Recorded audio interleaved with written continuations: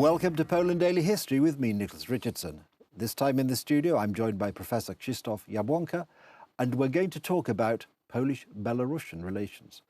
Professor, I've heard that the Polish-Lithuanian Commonwealth was technically or really a Polish-Belarusian Commonwealth. Could you say a few words about that, please? Tak, jest w tym dużo prawdy. Białorusini zresztą. There is a lot of truth in it. Belarusians even wrote a book titled Belarus is in fact the Great Duchy of Lithuania. And this is true because Belarusians were Orthodox at the beginning. They spoke Slavonic and called themselves Lithuanians. Even nowadays, people often say that Kościuszko was a Lithuanian, but in a sense that he was of a Belarusian origin. On the other hand, the indigenous Lithuanians spoke a totally different language, a little bit similar to Scottish or Welsh, the Baltic language. It was very easy to see the difference. Była wileńszczyzna i widać było wyraźnie różnicę ilościowo i obszarem.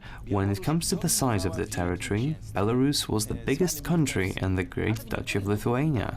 We can find the name Great Duchy of Russia and Lithuania in some documents. Russia equaled Belarus. That is why the representatives of the duchy, including great crown hetmans, are Belarusians. Belarus has the right to be part of the name Lithuania. We can compare the relationship of these countries to the relationship between England and Wales or Scotland. Czy ze Szkocją. I wreszcie najważniejsza rzecz, Białorusini jako lud. And finally, the most important thing, Belarus recovered later down the road.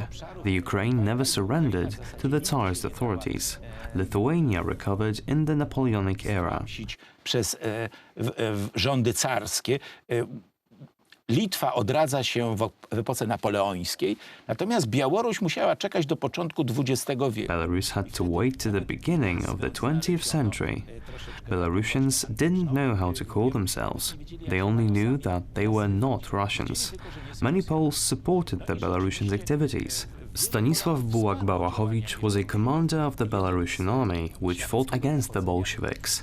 He died in Warsaw a moment before Gestapo tried to arrest him. He knew that Gestapo wanted to give him away to the Russians. That is why he got in a fight with one of the Soviet agents, who shot him dead. A zatem Białoruś dalej toczy wojnę o swoją... Belarus was still fighting for its sovereignty. The most recognizable thing about Belarusians is that they are Greek Orthodox. They fully kept their Eastern religious rituals, but they recognized the supreme authority of the Pope, just like the Roman Catholic Church did. Belarus was recovering once again. Poland respected the relationship between Lithuania and Belarus because they found it natural. They had been waiting for rebuilding Poland, but not as a state itself, but as a state community similar to the British Empire or Scandinavia, where every nation was independent and formed one region altogether. The Republic of Poland is the heart of Europe. The only symbol that reminds us about the former Polish-Lithuanian Commonwealth is the Air Force checkerboard, which was made to commemorate the coats of arms and emblems, the Archangel of Ukraine and the White Eagle of Poland, Pogoń, the Lithuanian and Belarusian coat of arms. The Air Force checkerboard consists of 4 equal squares, of which the upper left and lower right are white and the other 2 red. Maybe someday we will start using our common emblems again. Orzeł biały Polaków. Może kiedyś te godła wrócą. Professor, that's the history, but of course in 1991, when the Soviet Union collapsed, before the rise of Lukashenko, there were 3 years, a 3-year window when there could have been a closer link, if you like, between Poland and Belarus. What actually happened? Ważną rzeczą jest, że Związek Sowiecki swoją niechlubną historię zakończył. It is very important to say that the Soviet Union ended their inglorious history in the Białowieża forest in Belarus. This is where the representatives of the 3 social movements met: the President of Russia, Ukraine and Belarus. The 3 presidents destroyed this infamous empire. On the other hand, for the first time in history, Belarus started their own existence. During the First World War, people were announcing that Belarus regained its independence.